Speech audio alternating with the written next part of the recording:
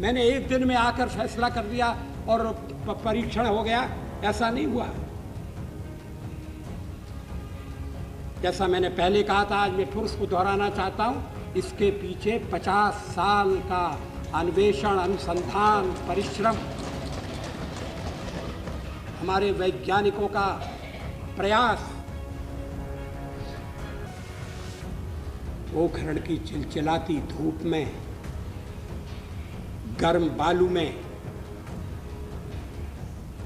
50 के करीब टेम्परेचर में जो वैज्ञानिक काम करते रहे, जो जवान काम करते रहे, उनके मन में एक ही भावना थी और एक ही भावना है, देश की रक्षा होना चाहिए, देश का सम्मान बढ़े। 50 साल में 3 बार हम हमलों के शिकार हुए। शांति का संदेश देने वाला ये देश, इसने कभी किसी की भूमि नहीं चाही,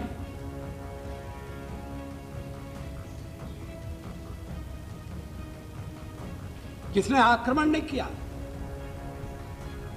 वो आक्रमण का शिकार हुआ।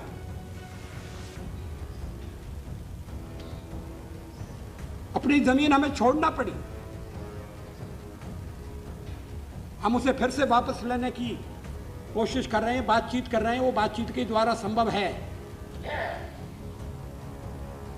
लेकिन देश को इस स्थिति में तो ये लगभग 100 करोड़ का ये देश इस स्थिति में नहीं डाला जा सकता कि अपनी रक्षा के लिए दूसरों की दया पर निर्भर करें। मित्रता चाहिए। हम शांति के पुजारी हैं। न्याय पर आधारित मित्रता चाहिए।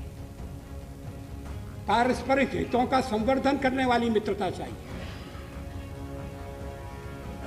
भारत बड़ा है, भारत शक्तिशाली है, भारत पड़ोसी देशों की तुलना में समृद्ध है, इसलिए भी हमने कभी अनुचित लाभ उठाने की कोशिश नहीं की।